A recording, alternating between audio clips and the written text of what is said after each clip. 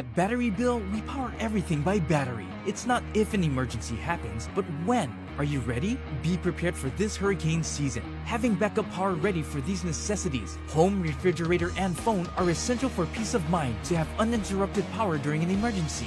Do you need an affordable, reliable backup power solution? We have it. Goal Zero, Jackery, and EcoFlow. Reliable, innovative, and affordable. Power when you need it. Battery Bill, Mapuna-Puna, Nimitz, and Hilo. Battery Bill.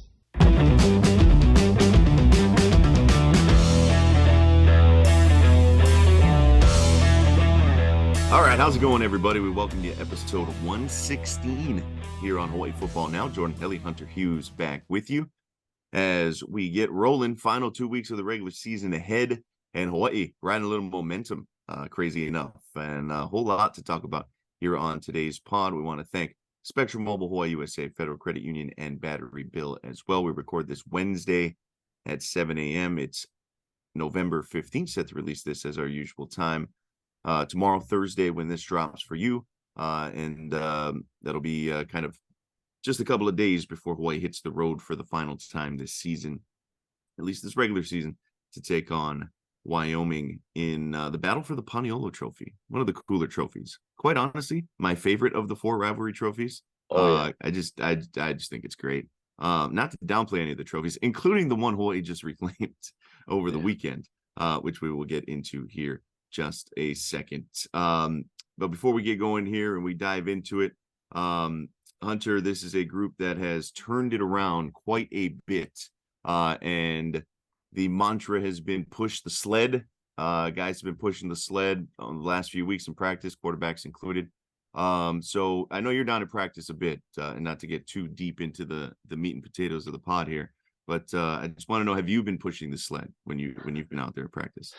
You know what's funny, man, is the mood at practice is so intense. It's so, just like rabid with the players, with the coaches, with the intensity that whenever I am down there, and I mean, everybody's getting chewed out, everybody, where I'm like going like this, just making sure that I'm okay. And I feel like I need to go help them. I feel like I need to go get on the sled and help them turn it around, because sometimes coaches jump in there and help get it situated to go the other direction on the field.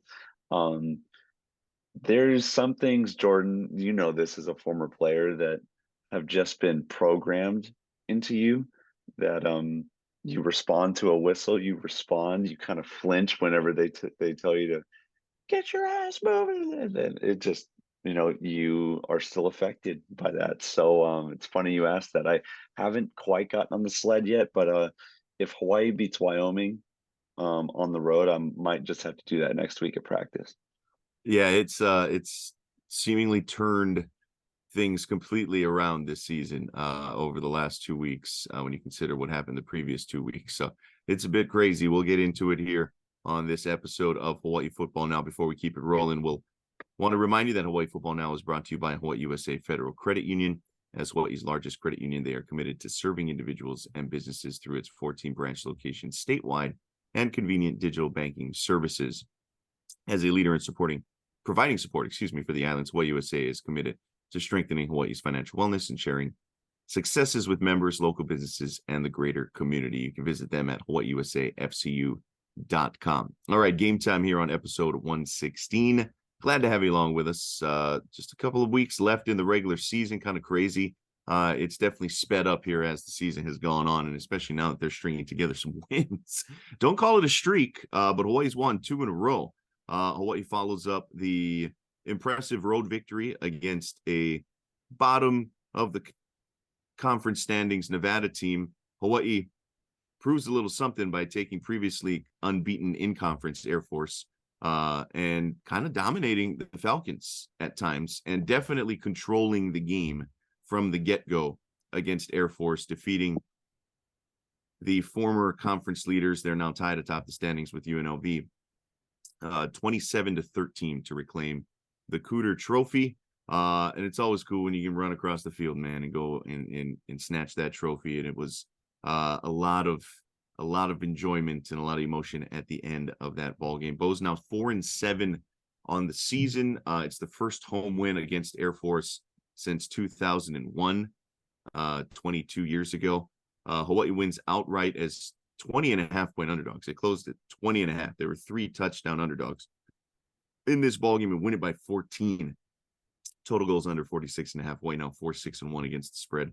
And the under is now 6-5, or the over is now 5-6, depending on how you want to look at that one. Hunter, was this thorough a performance as Hawaii is put forth under Coach Timmy Chang? I think offense goes 75 yards on its opening drive to set the tone. And remember, that's the first time all season that they've gone and scored a touchdown on the opening possession of the ball game. Defense was outstanding from the jump. They gave up a season low 13 points against a team and an offense that was absolutely humming prior to that Army game.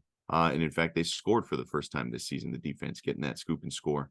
Jalen Smith, the fumble, forced fumble, and then Meki Pay taking it the rest of the way after he was able to scoop that off the turf. And when that happened, that really kind of put things in position for Hawaii to go ahead and close that out in the fourth quarter. But it's one thing to do it against Nevada. It's another thing to do it against the conference leaders here, Hunter. And that was pretty darn impressive in front of a pretty good crowd as well. Shout out to the fans. It was a pretty good crowd there on Military Night, on Veterans Day.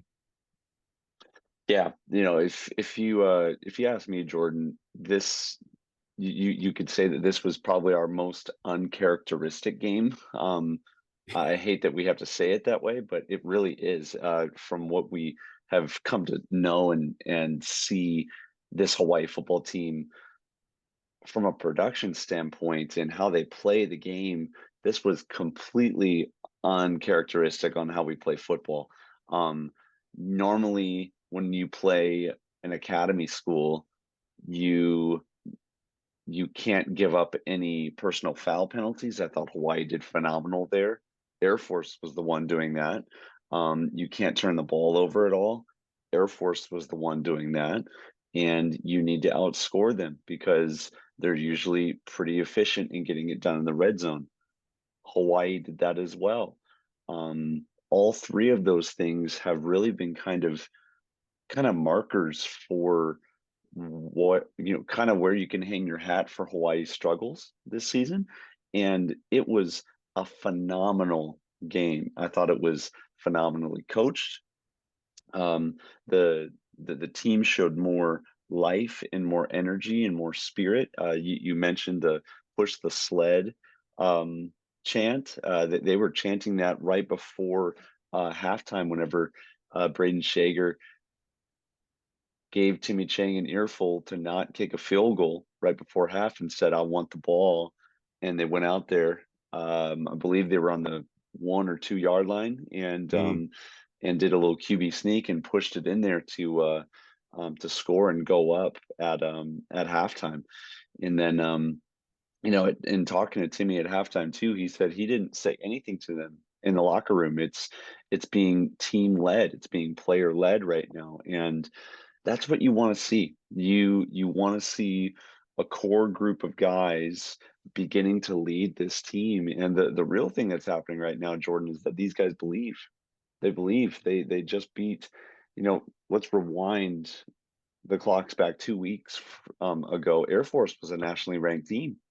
They were nationally ranked before their loss to Army.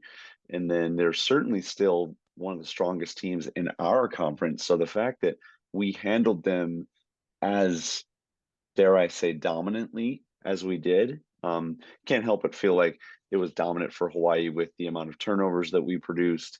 And towards the end there, Air Force was literally throwing up prayers because they had no other answer. And they were trying to just get something going on offense, and we picked all of them off.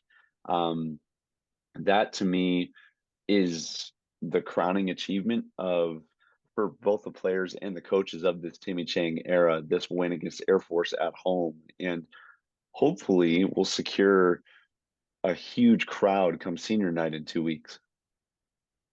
Yeah, look, it somehow sets up a possibility that if they win their final 2 games, which is still, shooting pretty high in the sky, but it's it's a little more realistic after needing to win 4 games in a row to get to 6-7, which more than likely gets you into the Hawaii Bowl.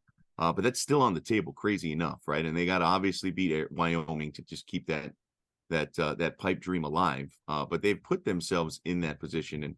And to your point, Hunter, it really is kind of their most uncharacteristic game. It like broke all the trends, right? They take a lead for the first time after a quarter.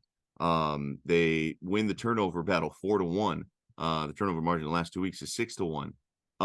They score on the opening drive. They cut down on the penalties.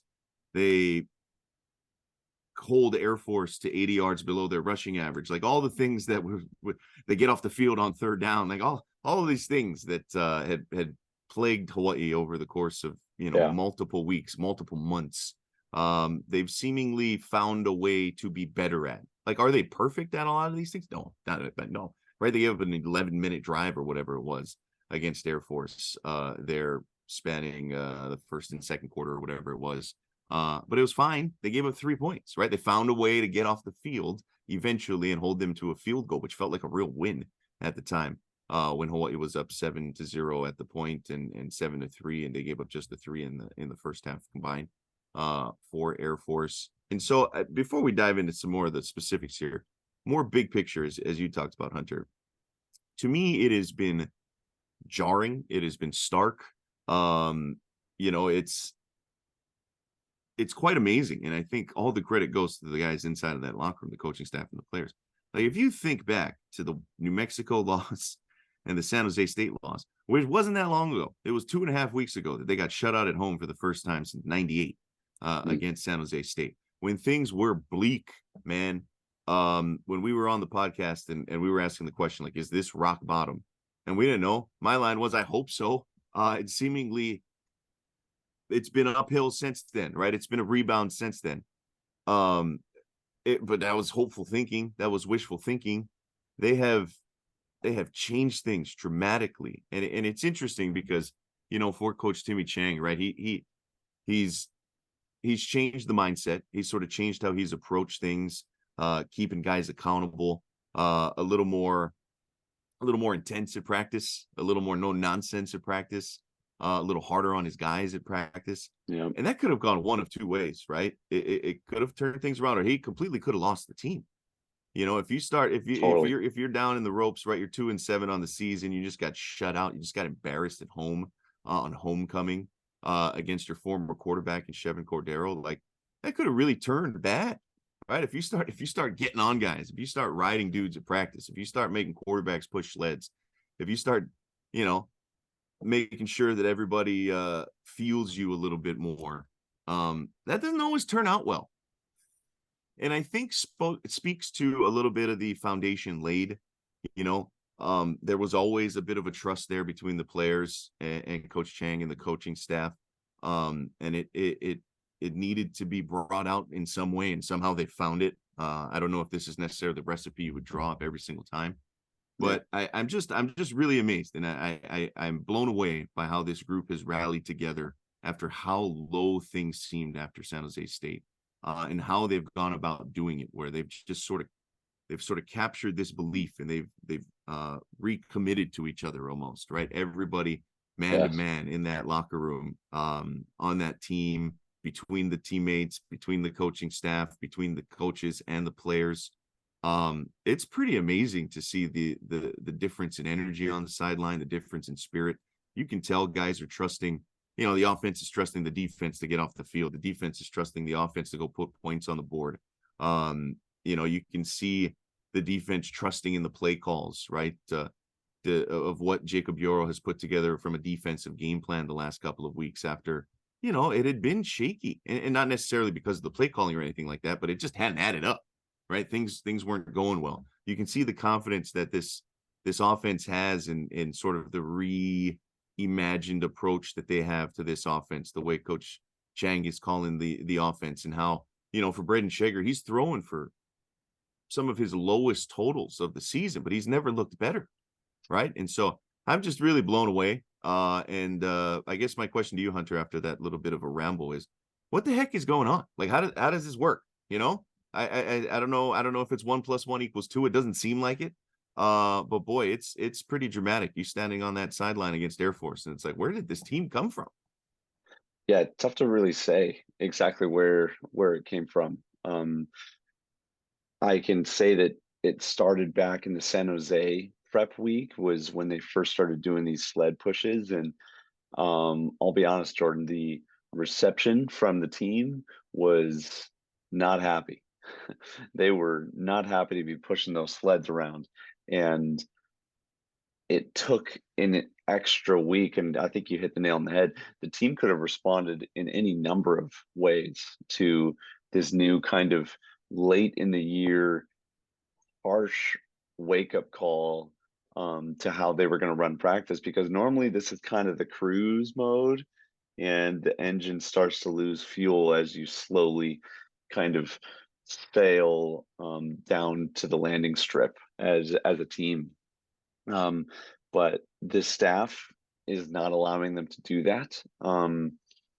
A couple things I want to highlight from what I saw this last game. Number one is this is the second straight game where our leading rusher is Braden Shager. He is not afraid to pull and run the rock. And a lot of times when teams give us that extra padded zone look, I mean, you help coach quarterbacks over in Maui, Jordan. Like, if it's there, take it. Be a football player. Go and make a play with your feet. And on top of that, we saw a spirited and fiery Braden Shager, unlike we have ever seen, unlike we've ever seen since he's come to Hawaii. Um, this team has needed him to emerge as a spirited and vocal, fired up leader. And we started to see that these last couple of games. Again, not the most impressive performances by any stretch of the imagination. He's definitely had other games where he's done more with his arm, but this offense and this team seems to do better when he takes what the defense gives them, takes the hitches, gets to the outside, gets rid of the football. I thought this Air Force game was probably his best game pre-snap, where he was very definitive before the snap came on where he wanted to go with the football. And I think I mentioned it. It was either to you or to RJ Hollis on the sideline, who's also standing next to us. This is what the run and shoot is supposed to look like. It's not always these vert package routes. It's the quick ones to the outside, a quick little handoff, um, quick game, and then we get it to the outside again, and then we break a tackle, and then we string off a 15-yard run after catch. It gets the offense moving and just sort of shakes some things up. Um, Moving over to defense, I actually had a question for you, Jordan. Is one solid, unbelievable performance enough to maybe keep a defensive coordinator like Jake Yoro around, or in your mind, has too much happened already this season that they might need to make a change? Because to me, this was the strongest performance that this unit has probably put forth in the last 2 years. Yeah, and I think it's been a trend the last 3 weeks, to be quite honest. The New Mexico game, it was tough. And you know, in the defense's defense, they've been behind so often this season from the get-go, right? But if you look at this week, Air Force, terrific performance. If you look at the Nevada game, really solid, right? Really solid, starting to take the football away a little bit more, starting to get in the backfield with a much higher frequency. And then even the San Jose State game, and I know I've talked about it on the podcast quite a bit, but they weren't bad. They were just terrible on third down. On first and second down, I thought they were pretty good. And they've cleaned up some of those third down deficiencies. And so I thought they kept Hawaii at least hanging around against San Jose State, where the offense, I don't think, has looked worse than in that San Jose State game. And obviously, they didn't even score. They didn't even get in red zone, I think it was, against the Spartans, right? Whatever that crazy number was. And so the defense really was just on the field, right? They were on the field the entire game. And so I think they've been getting better for 3 weeks in a row now. And obviously, you're going to evaluate everybody after the season. But I think what they have shown, and to Yoro's credit, you know, they're making strides. right? To Jake's credit, they're making strides. And obviously the last 2 games, if things continue in that trend, you'll feel pretty good about the staff you've put in place going into next season. If things take a dramatic turn for the worse, okay, yeah, you got to reevaluate, right? But I go back to not only the way that they've performed, but the way that they've played faster. You can tell that they believe in what the coaching staff is putting together. And I evaluate, that's kind of how I look at things so often is, are these guys playing fast? Are they playing confident? Do they believe in what they're being told, but they're being asked to do? And you can tell the last few weeks they are. And I Yeah. think that says a lot about this defensive staff, and not just Jake, obviously, but everybody else from Coach Austin to down to Pooh and all the other Brown. guys out there. Like Yeah, Chris Brown. they're flying around, right? And even against San Jose State, they were able to force a couple of fumbles. And they're starting to do that, and when you force turnovers, you and I always say it, right? Life gets a lot easier, man, when you can take the football away and steal possessions. And they're doing that. And they're getting after it, especially against the run, which is really cool to see. I think they're asking those guys up front to do things a little bit more to their strength. And we're seeing that defensive front, which they rotate a bunch of guys. I mean, they really play like 8 guys up on that defensive line, especially obviously in a game like Air Force. But all those guys are playing really well. Yeah. Yeah, it's certainly something that is encouraging, and I think it's paired with the offense being efficient. Honestly, I think the defense feels like the offense has their back in a sense, that they can go out there and get something done offensively. Let's not forget the San Jose game where Shevin came in and lit us up. Our offense scored 0 points. A big old fat goose egg. You can't win anything if you don't score points. So that's 100% on the O. And for the entire team to kind of dig deep, find what they needed to in Nevada, and ride the momentum of that into this Air Force game, it really could be a moniker of what's to come.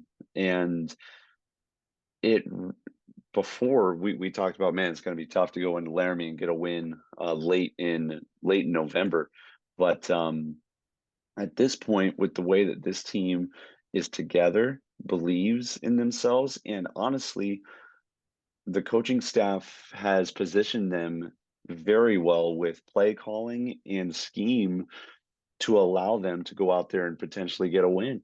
It's not that crazy of a statement to say that they could get it done this Saturday. And it also really helps that we got this huge win. But right before we end this talk on Air Force, Jordan, it really helps that we got this win of this significance at home at TC Ching Athletic Complex. I think that bodes well for the program. I think it bodes well for our fan base to buy in on Timmy and this staff and what they're trying to accomplish here, because hey, they could have rolled over and died for the rest of the season. It did not look great with 6 games remaining on our schedule, but they have found a way to kind of wrangle the horse, and we are still kicking. And the fact that it's still within a possibility that we might even backdoor our way into a Hawaii Bowl makes it all that much more fun to kind of shoot for. Yeah, this would be quite the story if they can find a way to win on Saturday against Wyoming and set up the possibility that, look, it's Colorado State on senior night for a chance to play in a bowl game. We wouldn't even fathom that 2.5 weeks ago. It's just absurd. And look, there's still a lot of work to do, right? They've won 2 of the necessary 4. They still got a long way to go. Some of the numbers from this weekend, Peter Manuma, who was just named yesterday the Defensive Player of the Week in the Mountain West Conference for his 12 tackle performance, where he had an interception as well. Dude was everywhere. Jalen Smith continues to play pretty darn good football. 8 tackles, 1 for loss, had a forced fumble. That massive play, right, just completely stole all the momentum back for the University of Hawaii to put them up a couple of scores there in the fourth quarter. Isaiah Tufanga, 7 tackles. Verdell Edwards, 7 tackles, a forced fumble. Mekhi Pay was all over the place as well. I thought the safeties played really well. 6 tackles and that fumble recovery, which he took back to the house for a touchdown. Ezra Evi Malo got the start in that specialized front going up against this Air Force team. Had a tackle for loss and 5 tackles. Elijah Robinson had a pass breakup. Cam Stone had a pick. Noah Kemma had a pick. And again, when you take the football away 4 times, things go well for you. And those boys up front played really well, man. Tui Tupo, Kualpe Hopa, Sauce Williams, Anthony Sangapolu-Tele, really getting after it. And I thought really set the tone early on, took away that inside run, particularly in the first half, and really forced Air Force to be a little one-dimensional in terms of their triple option attack. Nice adjustments by the Falcons in the second half, started finding a little success with that trap up the middle. But for the most part, man, those big boys up front really set the tone. And then offensively, we mentioned Shager. He averaged 8 yards of completion, which, is drastically down from earlier in the season, but he was 22 of 29 for 176 yards, 2 touchdowns, no interceptions, was only sacked once as well. And as you mentioned, Shake's 57 yards on the ground. That was a 40-yard run that he went on, longest run of the season for anybody with Hawaii, I believe it was. He's just, it's just processing so much faster, so much more fun to watch, right? When he's like, all right, I'm taking off here. There's nothing downfield. There's openings. David Cordero, how about it was like the David Cordero game in a game of so many guys, balling out, maybe their best games of the season. He had 6 carries coming into the game. He had 8 against Air Force, ran for 43 yards. A lot of success on that. What were they running? Counter or sweep or whatever it was. Boy, he looked pretty good. Dalen Morris, 5 carries for 12 yards. Solo Vaipulu, 2 carries for 8 yards. I love that they're using Dalen a little bit more in those short yardage situations, no matter where they are on the field. I think it adds a bit, especially since they're so shorthanded at running back, right? Landison had 4 carries for 4 yards. Najee Bryant had 1 carry for 1 yard in the ball game. And then little smaller contingent of pass catchers in this ball game. It's not that 8, 9, 10 like we've seen in weeks past. Jonah Pinokia had 1 grab for 4 yards. Koali Nishigai had 2 grabs for 23 yards. Alex Perry, 2 grabs for 28 yards. And then the 2 guys who have been, I think, the best receivers for Hawaii. Stephen McBride, 5 for 54. That catch before halftime was just absurd. This guy is something else, man, especially on those deep balls. And then Pofele Ashlock, only 67 yards, but he had 12 catches and 2 touchdowns. You want to talk about a run and shoot slot back, man? That is beautiful stuff. And they were getting the ball out quick to him. They were getting to him short, hit him on a couple of those crossers. When they bite up, especially when they get down the red area, it was fun to watch, as you pointed out, Hunter. And they're kind of, settling in on that core. It was obviously it's a lot of Ashlock and McBride, and then you mix in Alex Perry, who got the majority of reps at that other wideout. And then they were rotating in guys, whether, the usual cast of characters at that other slot position, or Vaipulu kind of in an H-back look. But it was efficient. It was efficient from this group. And they were putting together drives that looked like Air Force drives in terms of time of possession and in terms of number of plays and how long they were on the field. Unbelievable, Jordan. Unbelievable. Again, I think the word efficient comes to mind whenever I look at this unit and what we were able to do kind of across the board. It wasn't a massive day. We're normally used to seeing, what we're coining Shager bombs left and right, but this was not one of those games, and really just allowed our offense to do what it's meant to do and eat and eat and eat. And other than when Air Force held the ball for the majority of the second quarter, it felt like Hawaii retained. Oh my gosh, that was nuts. I think it was 20 total plays before they 11 missed minutes that or field something goal. like that. Crazy. Yes. Oh my gosh. But Hawaii played the possession game and actually melted the clock down pretty well too. I was very impressed with what we did on offense, and I think you hit the nail on the head too. The way that he's processing information is so much quicker and at a higher grade than he has kind of all season. So I really hope and pray that this this trend continues. I don't think we're going to get by with just 27 points against Wyoming. We're probably again. I've been saying it all season. I would love for us to get over that 30-point mark. It does a lot of things for us from a production standpoint, and I uh, I think we're at the point in this year where we find out just how great this Hawaii team chooses to be in the midst of in the midst of kind of some uncertainty, which is pretty fun to watch. Yeah, 27's been the magic number the last 2 weeks, interestingly enough, at Reno and then at home against Air Force. That second drive for Air Force, 20 plays, 61 yards, 11 minutes and 49 seconds off the clock. A high school quarter is 12 minutes. That nearly took an entire high school quarter off the Unreal. clock. Hawaii 3 touchdown drives in the game, all of them 75 yards. Amazing. Just amazing. Incredible when you look down at it. So as you point out, they will be back on the road this week to take on Wyoming, and the Cowboys reeling a little bit after a loss last week Friday at UNLV. We'll talk about that and a whole lot more as we discuss the Paniolo Trophy robbery on the other side of the break. Second half coming up. You're listening to episode 116 right here on Hawaii Football Now. This is Hawaii Football Now from ESPN Honolulu.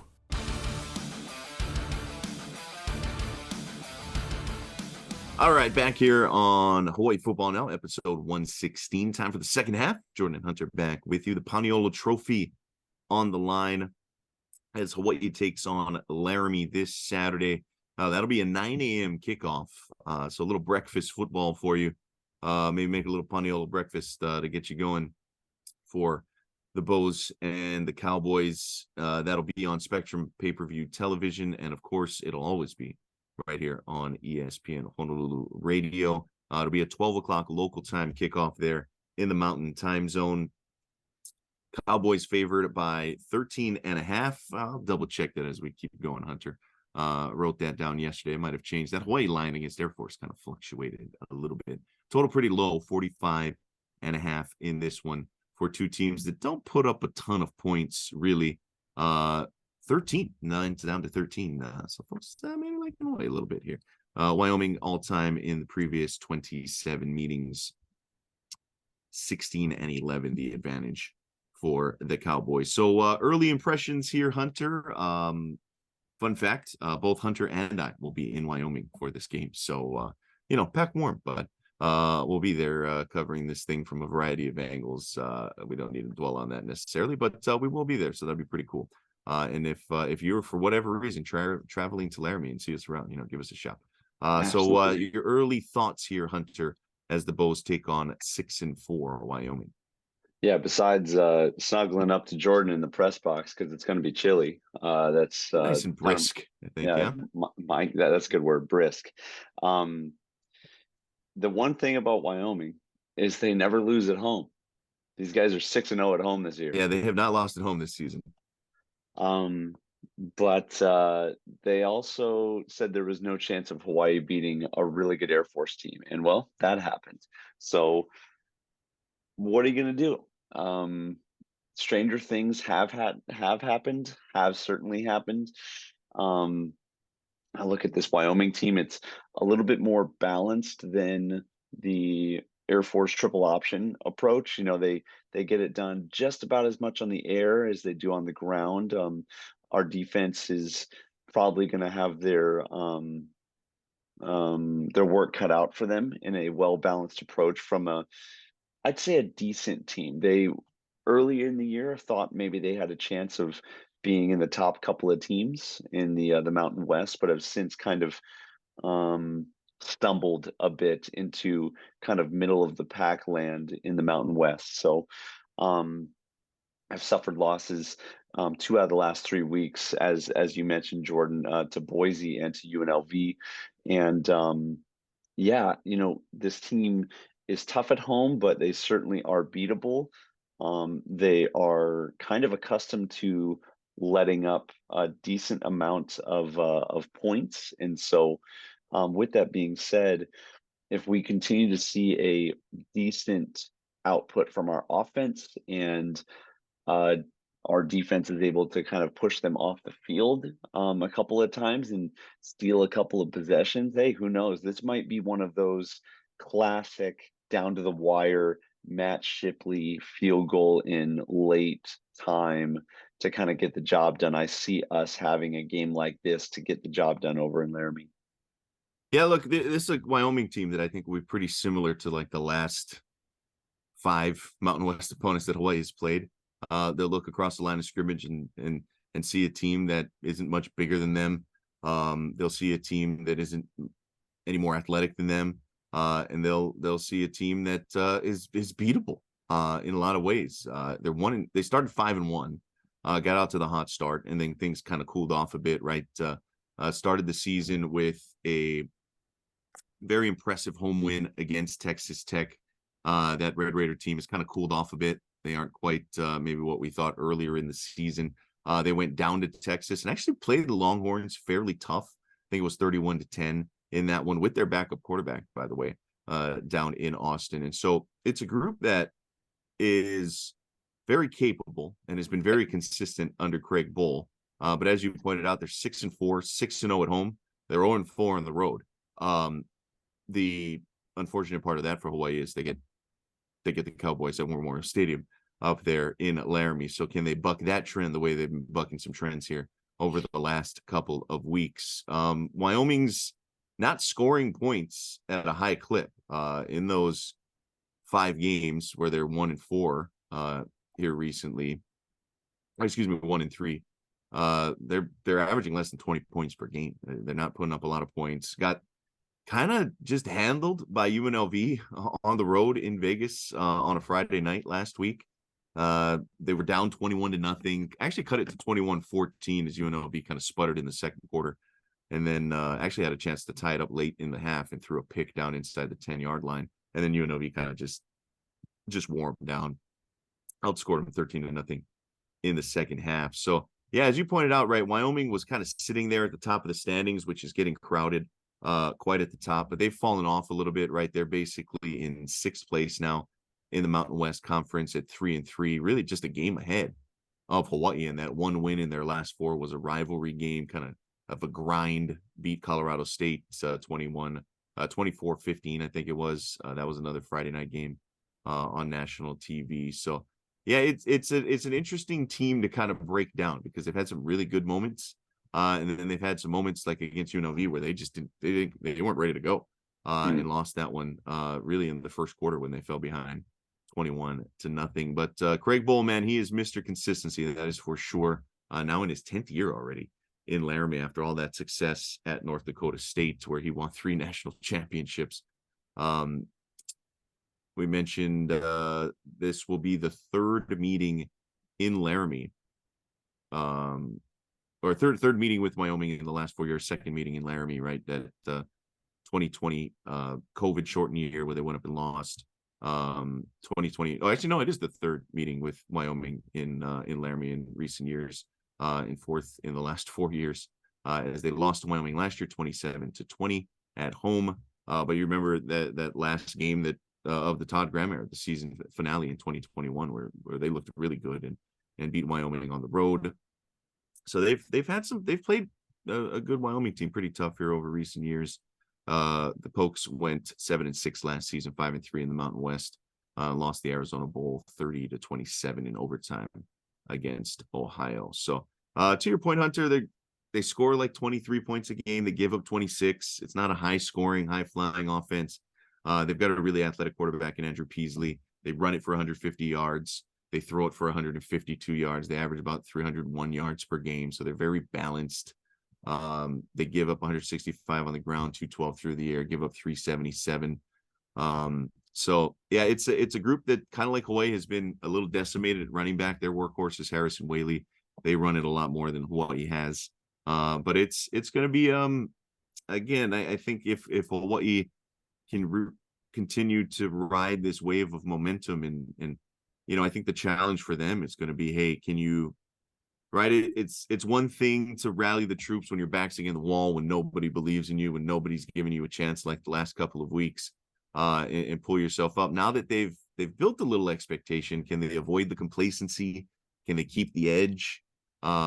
Is that still in the cards for them? Because I do think this is, even though Hawaii's again a double-digit underdog, I think it's a pretty winnable game, man. And I know Hawaii doesn't have a lot of success on the road. I know Hawaii doesn't have a lot of success in the Mountain Time Zone. But man, you look at it, you break it down, it's kind of like that Air Force game. It's like, I think Hawaii's a lot closer to opponent X than maybe the records would show you. Yeah, and when you consider just the mood of a team, Hawaii has a lot of things going for them right now. Belief is surging through that locker room. There's a unity and a togetherness that hasn't been felt all year with this unit. And then you kind of look on the other side of the field, and Wyoming is struggling to kind of keep the ship afloat a little bit, where started off really strong and then have kind of started to lose fuel, similar to what I mentioned to you, where you're typically looking to see at this point in the season. Wyoming is kind of showing that. And so, yeah, this is not a conference contending Wyoming team by any stretch of the imagination. They, have suffered losses in conference to Air Force, Boise, and UNLV, but have beaten New Mexico, Fresno State, and Colorado State. But at the same time, now with Hawaii's win against Air Force is not all that much different than Hawaii if you look at where we stand in the conference right now. So, man, I'm excited for this Saturday. I did not expect us to be anywhere near this position heading into Laramie, Jordan. And when you and I were talking last week, that I think both of us found out that we would be heading up to do this game in Wyoming, did not ever think that we would be in a position to call maybe another great win on Hawaii's schedule. Yeah, no, it was looking kind of bleak, when we found out a few weeks ago that we'd be heading up. So, yeah, a credit to the team. Credit to the team, no doubt about it. The Mountain West title race, by the way, is getting really exciting, especially with Air Force's loss to Hawaii, UNLV's win against Wyoming, and San Jose State's win against Fresno, where the Spartans looked really good and kind of handily beat the Bulldogs there. So Air Force is 5-1, UNLV's 5-1. They play this weekend. Fresno's 4-2. They've got the tiebreaker head-to-head over UNLV. Boise's 4-2, and San Jose State's 4-2 at this point. Remember, no divisions. It's just the teams with the top two records. So that Air Force UNLV game isn't quite an automatic play-in into the Mountain West Conference Championship game, but boy, it'll go a long way, right? Between those two. And how about the Rebels, man? Nobody would have thought that I guess they had one first place vote, I think, in the preseason media polls. So whoever that was, kudos to you. But the Mountain West, nobody at the top, I think, is quite national caliber. I think we found that out with the way Air Force has kind of come back down to earth a little bit here. But man, it is really competitive if we look at things like 1-8, 1-9. As Hawaii sort of started to creep up the standings a little bit here. And so it's a tight ball there in the middle. And for Wyoming, who's got some slim conference title game hopes alive, it's an important game for them as well. They've already clinched bowl eligibility for the sixth time under Craig Bowl, so they're gonna be shooting for that title game, and we'll see if they can kind of right the ship now that they're back home. But yeah, I'm with you, Hunter. For our guy Al from VA, do you have a prediction here? I really think this one's going to come down to the wire. I could see this being a 31-28 win, and Hawaii comes back home with a chance to try to get bowl eligibility next week against Colorado State. So 31-28, that's my prediction. 31-28, is that where we're going? Mm-hmm. Did I hear that right? All right. Yeah. Just write that down there. 31-28. I'll just leave the score there. By the way, I had to go double check this. Yeah, Boise State fired Andy Avalos. Did. After a win, I think. Didn't they win this past weekend? Yeah, they smoked New Mexico, I'm pretty sure. Yeah, and yeah, not good enough. Not at Boise. 42-14. Yeah. Yeah, he's 22-14 in his couple of years. What was it, 3 years or so? there at Boise. Yeah, so they that kind of fell under the radar after the Jimbo news, but yeah, kind of crazy there for sure. Big thanks to everybody dropping us a line on the comments. We always appreciate you all. Al from VA giving Hunter some props on the predictions there. As always, one of the frequent commenters. Shout out to Justin as well. And you 808 man showing some love to Hawaii and commenting on the improved discipline, if you will. And Alfred V, a big fan on the countdown to kickoff of the Warriors to Remember. I'm trying to find that in the archives. We'll work on that now.